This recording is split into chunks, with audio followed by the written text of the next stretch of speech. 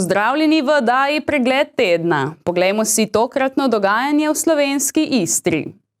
Preverjali smo, ali je temperatura slovenskega morja v minulem tednu presegla rekordno vrednost in kako visoke temperature morja vplivajo na morski živež. V preteklem tednu so na Agenciji Republike Slovenije za okolje napovedovali, da bi v tem tednu temperatura morja lahko presegla 30 stopinj Celzija in s tem tudi rekord, ki znaša 31,1 stopinje Celzija. Dokoliko se je v zadnjih dneh segrelo morje, smo preverjali v sredo z dežurno meteorologinjo. Rekordna temperatura je 31,1 bila leta 2010, ampak letos je šlo pa v bistvu 2 dni nazaj, torej 14. julija do 30,5. Danes pa nekje se je stavilo pri 30 stopinjah, tako da rekord ni bil presežen. Visoke temperature morja beležijo tudi na Hrvaškem. Zdaj mogoče, če najprej pogledava razpon, zdaj sem pogledala bolj ob hrvaški obali, nekje danes ob 14. uri so bile temperature med 26 in 30 stopinj. Najnižja torej je bila v Zadru 26,3 stopinje, najvišja pa na območju Mleta Veliko jezero 29,8 stopinj, tako da tudi Dubrovnik je imel 29, Krk 29, tako da precej visoke temperature tudi tam. Kako pa visoke temperature morja vplivajo na morski živelj? V bistvu temperatura v takih razsežnostih, o katerih govorite, ima 4 velike vplive, ki bi jih lahko, in nekatere od njih smo tudi že ugotovili. Prvi vpliv je tako imenovana tropikalizacija, pomeni, da prihajajo v naše morje vrste, ki so toploljubne iz drugih predelov Jadrana in Mediterana. To niso tujerodne vrste, ampak se selijo proti severu, ker so pač temperature bolj ugodne za njih, torej zelo visoke. Med temi je najbolj znana recimo skakavka, torej, ki tudi povzroča nekatere težave. Drugi proces, ki se lahko zgodi zaradi višanja temperature morja, je vdor tujerodnih vrst, ki v naše morje pridejo iz drugih morij ali oceanov. Vendar za zdaj seveda je takih vrst recimo med ribami zelo malo, med drugimi organizmi pa nekje 70 smo jih našteli v zadnjih letih, ko to redno spremljamo.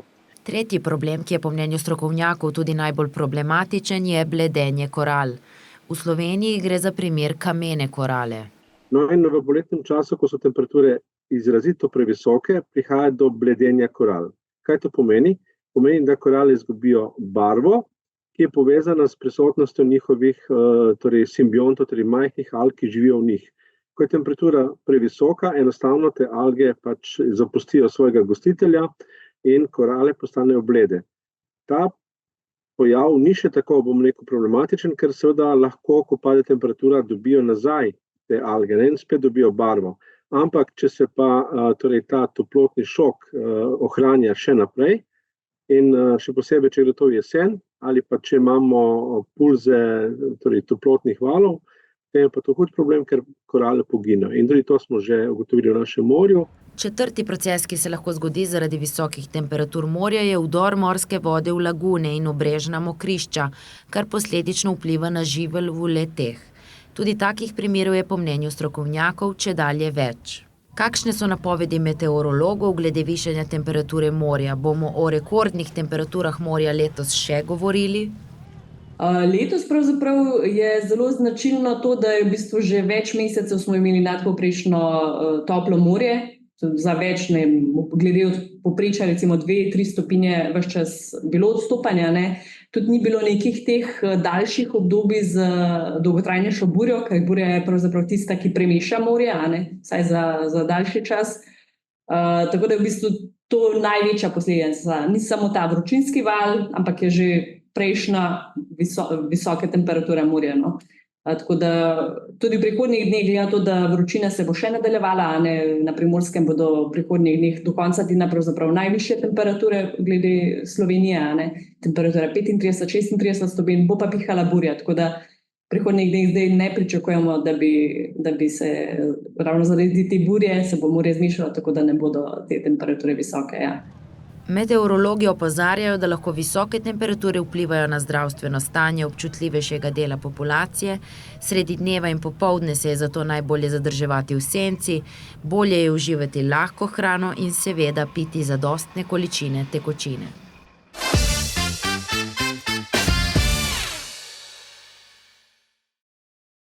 16. julija smo obeležili Svetovni dan umetne inteligence, ki ga po svetu praznujemo že od leta 2021. V torek smo obeležili Svetovni dan umetne inteligence. Ta dan strokovnjaki podjetja in izobraževalne ustanove po vsem svetu organizirajo dogodke, delavnice in predavanja, da bi širši javnosti približali to obliko tehnologije. Laično to uporabljamo kot nek računalniški program, ki zna delati neke odločitve oziroma neke napovedi, s tem, ko je prej pregledal neko veliko količino nekih podatkov, ki govorijo o te stvari. Se pravi, recimo, lahko bi napovedovali, kakšen vreme bo, ali pa recimo ChatGPT, ki je zdaj najbolj popularna stvar, napove naslednjo besedo v tekstu. Se pravi, danes je lepo, vreme. In to dejansko napoveduje samo na podlagi tega, ker je prebral ogromno količino teksta. Tako da umetna inteligenca v bistvu so samo programi, ki se iz nečesa učijo in na podlagi tega probajo pol delati napovedi za prihodnost nekako recimo.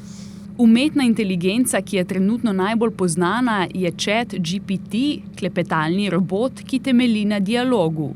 V prvih 5 dneh od vzpostavitve je zabeležil 1 milijon uporabnikov. Katere pa so še druge perspektivne oblike umetne inteligence? Meni osebno se zdi nekako najbolj perspektiven model, ki ga imamo trenutno AlphaFold, ki ga je naredil Google. In to je v bistvu nek AI model, ki zna na nek način zlagati neke proteine, neke molekule in se uporablja v recimo razvijanju novih zdravil in novih molekul, ki delajo čudo zadeve. Mislim, so naredili neke encime, ki znajo razgrajati plastiko in take stvari. In to so stvari, ki v bistvu delajo v zadju, ne pridajo čist direktno do končnega uporabnika, ampak so zelo perspektivne. Umetna inteligenca deluje tudi na mestih, kjer se sploh ne zavedamo, da je prisotna. Ko odpreš Netflix, kateri filmi so ti priporočeni, to je že umetna inteligenca v zadnji. Ko imaš telefon v roki, laufa 10 modelov, ki predvideva, kaj je naslednja stvar, ki jo boš odprl, zato da Facebook že vnaprej naloži, zato da hitrejš dela tvoj telefon. Ogromno neke umetne inteligence je že, samo ne vemo, da je tudi za recimo napovedovanje vremena. Tako da že vpliva na nas iz vseh možnih strani.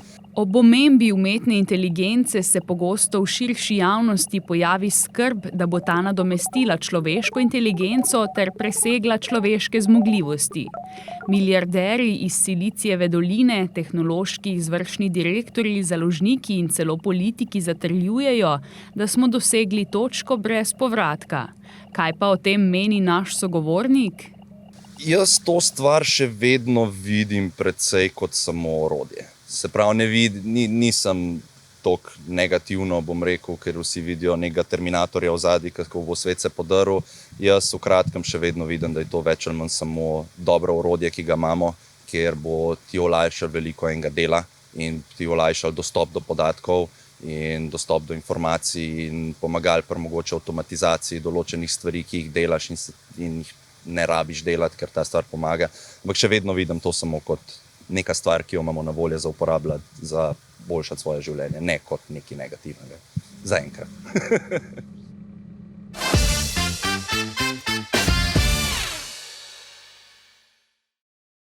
V javnem podjetju Okolje Piran so pričeli z akcijo Love Piran. Namen akcije je ozaveščanje o primernem in spoštljivem obnašanju v občini.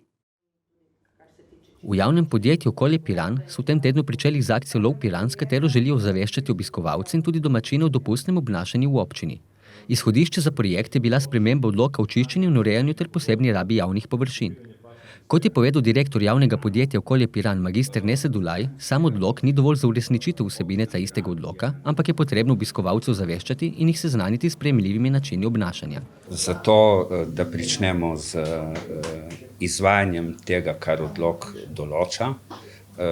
Cilj je izvajati določila odloka na mehak način, se pravi ozaveščati ljudi o primernem in spoštljivem obnašanju na naši destinaciji in to je to. Zato so te besede iz odloka le tako postale. Čeprav je vsebina odloka skoraj da sama po sebi umevna, je bil odlok potreben zaradi ponavljajočih se kršitev v preteklih letih. Bilo je kar nekaj kršitev, predvsem z vidika domačih ljubljenčkov, predvsem v ožjem mestnem delu mesta Piran. Težave so bile z hrupom, ki se je dogajal tako strani turistov, kot tudi strani, bomo rekli, gostincev. Veliko stvari, kot je bilo danes predstavljenih, je tudi takih, za katere menimo, da ljudje niti ne vejo, da je kaj narobe, ne, pa to počnejo. Recimo odmetavanje cigaretnih ogorkov v kanalizacijo, kar na koncu vse konča v morju. Verjamemo, da če bi se ljudje tega zavedali, tega ne bi počeli. Dosti težav je pri odlaganju smeti na ulico, ker imamo točno določene urnike. V nekaterih primerih verjamemo, da se turisti ne zavedajo in ne poznajo urnikov, zato smo šli v vso to akcijo, da jih zavestimo o teh zadevah. Spoštovanje omenjenega odloka bo preverjala redarska služba, sprva s tako imenovanim mehkim pristopom. Jaz mislim, da bo šlo tako, da se bo pri večini prijelo, ne? Pri unih, ki pa se ne bo, pa bo kazen obvezna in bo lahko tudi že v letošnjem letu. Ne? Zdaj, če bo nekdo konstantno ponavljal kršitve in bo detektiran in bomo vedeli, kdo je to, bomo na mehek način v nedogled tudi ne gre. Ne? Čeprav sam menim, da bo ta mehka kampanja zalegla pri večini. Turistično združenje Portorož bo letake razdelilo vsem hotelom, zasebnim sobodajalcem in gostinskim obratom. S plakati na oglasnih površinah in v piranskih avtobusih bodo zaveščali enodnevne goste, kampanjo pa bodo razširili tudi na družbene omrežja s promocijskim videom.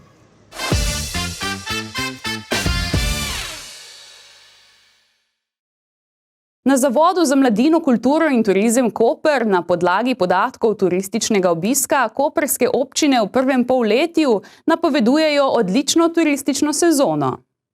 Mestna občina Koper na podlagi podatkov portala Taksa v prvi polovici letošnjega leta v nastanitvenih obratih beleži povečanje števila prihodov in nočitev v primerjavi z enakim obdobjem lani. Po trenutnih podatkih v Kopru beležimo rast, torej od januarja do sedaj, kot v enakem obdobju lani, in sicer v bistvu nočitev je za 10% več, obiska pa za 11%.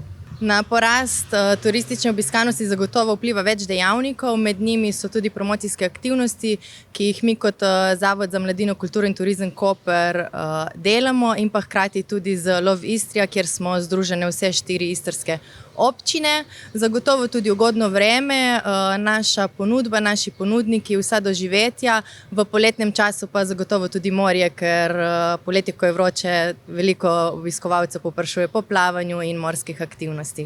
Statistični podatki za prvih 5 mesecev letošnjega leta kažejo, da je v tem času Koper obiskalo približno 30.000 turistov, od tega jih je tretjina slovenskih, ostali 2 pa tujih državljanov. Ob tem smo razbrali, da slovenski turisti v povprečju opravijo 2 nočitvi v Kopru, medtem ko turisti iz tujine v Kopru prenočijo 2 do 3 noči.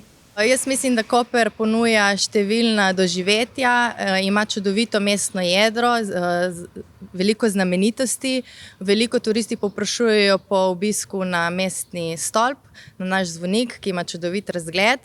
Ne smemo pa pozabiti tudi na čudovito koprsko podeželje, ki ponuja številne aktivnosti, od kolesarjenja, pohodništva do raziskovanja vinarstva, oljkarstva, in ne smemo pozabiti tudi na našo lokalno gastronomsko ponudbo, ki zagotovo tudi prepriča turiste. Zaenkrat so številke turističnega obiska Kopra spodbudne, vendar se bo končno oceno lahko dodelilo šele ob koncu turistične sezone, ko bodo znani realni ekonomski učinki povečanja turističnega obiska mestne občine Koper.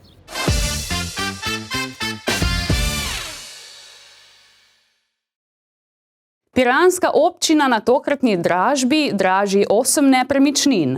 Rok za vplačilo varščine je ponedeljek 22.7. do polnoči. Piranska občina je na svojih spletnih straneh objavila napoved javne dražbe nepremičnin v njeni lasti. Na tokratni dražbi občina draži 8 nepremičnin. Najdražja nepremičnina, ki je v naravi stavbno zemljišče, tukaj na območju Portoroža, skupna izmera je 628 kvadratnih metrov, izklicna vrednost pa je 280.000 evrov. Najcenejša pa je nepremičnina, ki je v naravi ruševina v Padni, izmere 32 kvadratnih metrov, izklicna vrednost pa je 12.000 evrov. Stanovanjska gradnja je sicer možna na vseh nepremičninah, Vendar, kot smo zapisali tudi v razpisnih pogojih, občina kupcu ne jamči gradnje oziroma da bo pridobil gradbeno dovoljenje. zato vseeno velja pazljivost pri dražbi. Sicer lahko več informacij dražitelji pridobijo na telefonski številki Urada za nepremičnine in stanovanjsko politiko ali prek elektronske pošte. Dodatne informacije lahko dobijo na telefonski številki 05 671 0351 v času uradnih ur oziroma na e-naslovu tjasa.radetic@piran.si. Interesenti lahko varščino, ki znaša 10% vrednosti nepremičnine, vplačajo do ponedeljka 22.7.2024 do polnoči. Javna dražba nepremičnin bo potekala v četrtek 24. julija v prostorih občine z začetkom ob 10. uri. Torej, varščina mora biti na računu občine Piran, najkasneje v ponedeljek 22. julija do polnoči. Torej, takrat mora biti na računu že. Nepremičnine z opisom stanja si lahko potencialni dražitelji ogledajo tudi na spletnih straneh piranske občine.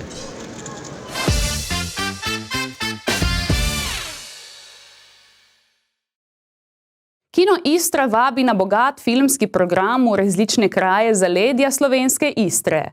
Poleg lapidarja Pokrajinskega muzeja Koper in študentske plaže v Ankaranu se bodo projekcije odvile še v Borhštu, Gažonu, Dekanih, Pregari, Marezigah, Šmarjah in tudi v Divači.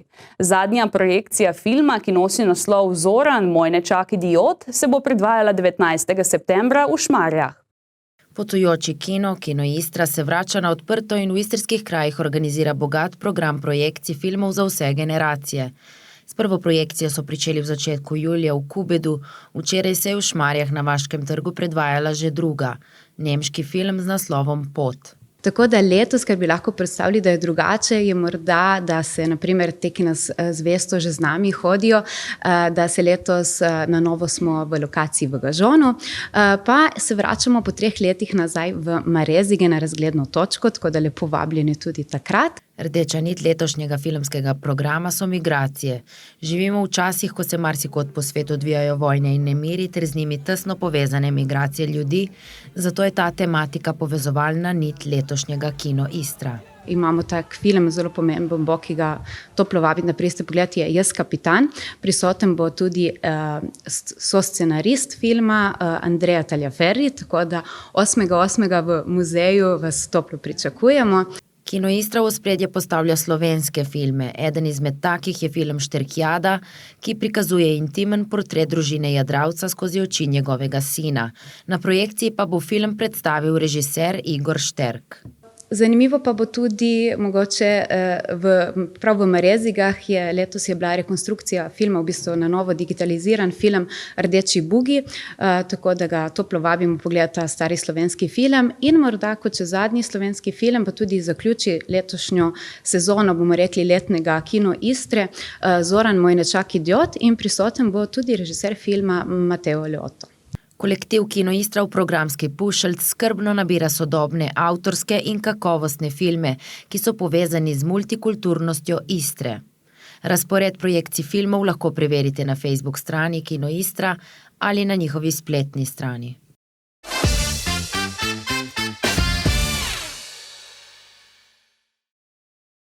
Včeraj je potekala zadnja seja občinskega sveta Mestne občine Koper pred poletnim premorom. Na seji sta bili obravnavani 2 točki, in sicer soglasje k zadolžitvi javnega stanovanjskega sklada Mestne občine Koper do višine 1,5 milijona evrov za financiranje naložb, predvidenih v finančnem načrtu 2024, ter sporazum o delitvi najemnin skupne gospodarske javne infrastrukture v upravljanju Marjetice Koper, sklenjen med Mestno občino Koper, občino Ankaran in Marjetico Koper. Obe točki sta bili soglasno in brez razprave sprejeti.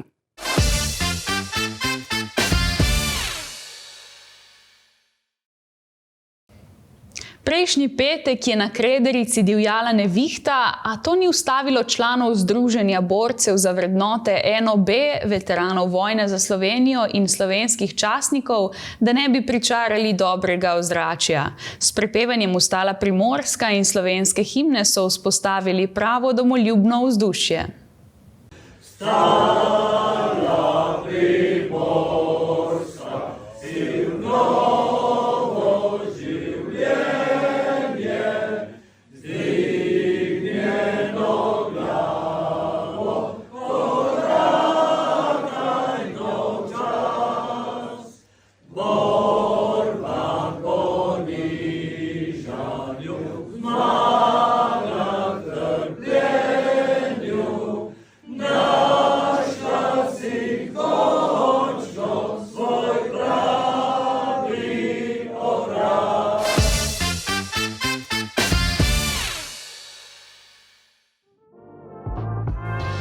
Pozdravljeni v oddaji Kulturni napovednik, kjer vam na tedenski bazi predstavimo dogodke, ki se bodo odvili v slovenski Istri.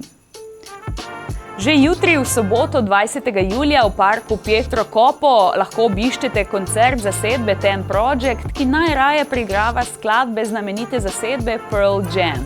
Dogodek se prične ob 20:30. Ob isti uri pa bo začasni oder na Ukmarjevem trgu v Kopru zasedla famozna dub rock zasedba Dubioza kolektiv iz Sarajeva. Prisluhnimo njihovi skladbi Kažu. Kažu da je smak svijeta relativno blizu i da su nas banke uvukle u križe. Me tjeraju na izbore svake 2 godine, a ja glasam za kafonu i marihuanu. Od Vatikana do Irana, kao da smo juče pali iz grana. Od Vatikana do Irana, majmunu je dovoljna banana. Od Vatikana do Irana, kao da smo juče pali iz grana. Od Vatikana do Irana, ilegalna je marihuana.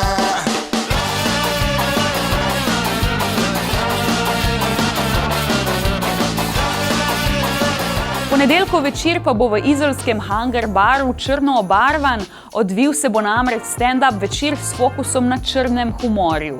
Predstavilo se bo kar 6 komikov, ki radi hodijo po robu in se dotikajo tem, ki so same po sebi malce tabu. Dogodek se prične ob 20. uri. Isti večer pa se v parku Sonce v Luciji lahko udeležite kitarskega koncerta izolskega samouka Elvisa Šahbasa. Ta se bo pričel ob 20:30. Ta isti večer pa bo v Kopru popestrila kantavtorska zasedba 3RMA, ki jo predstavljata Urška Supej na kitari in Maša But na vokalu.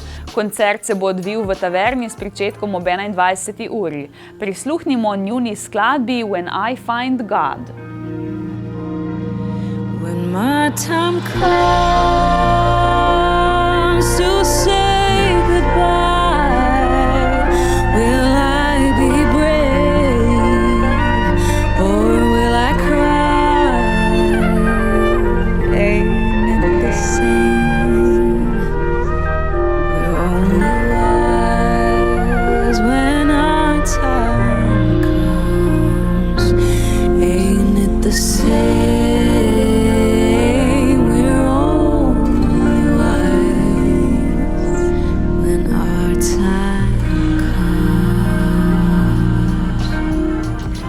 Kasneje ob 21:30 pa bo platno letnega kina Rigoni v Izoli osvetlila projekcija slovenskega filma Jama. Gre za mešanico komedije, grozljivke in westerna, ki pa za ogled ni primerna za mlajše od 16 let. V torek 23. julija pa se lahko udeležite še ene projekcije, ki bo potekala na isti lokaciji s pričetkom prav tako ob 21:30. Gre za britansko-ameriški film, ki nosi naslov Kri moje ljubezni. V svojem opisu pa navaja, da gre za steroidi nabito in krvjo prepojeno zgodbo o ljubezni in maščevanju. Enakočasno pa bo le nekaj 100 metrov stran na Mancioljevem trgu potekal koncert obalne zasedbe Teo Colorin in Momento Cigano, ki svoj repertoar bazira na romski in swing glasbi. Koncert se prične ob 21. uri. Na srednji večer s pričetkom ob 21:30 bo v vrtu palače Grevizij Butoraj v Kopru v okviru Primorskega poletnega festivala potekal klavirski poklon Michaelu Jacksonu, ki ga bo izvedel duet Moonwalk. Na četrtkovem večeru pri Špini v Izoli pa bodo tokrat gostili obalnega izvajalca Gregorja Ravnika. Koncert se bo pričel ob 20:30. Zgolj pol ure kasneje bo na križnem hodniku samostana Svetega Frančiška v Piranu v sklopu piranskih glasbenih večerov nastopil duo Caprio, ki bo občinstvo popeljal v svet slovenske ljudske glasbe. Na petek 26. julija sledi še kar nekaj koncertov, med njimi je koncert Jana Baruce, ki se bo odvil v Sončnem parku v Luciji s pričetkom ob 20:30. Ob 21. uri sledi še nastop hrvaške rock zasedbe Sars, ki se bo odvil v izolskem Hangar baru. Prisluhnimo njihovi skladbi Buđav Lebac. To je z naše strani vse, napovednik dogodkov si lahko preberete tudi na naši spletni strani www.megafon.si ali pa v najnovejši ediciji časopisa Megafon. Hvala za ogled in se vidimo prihodnji teden.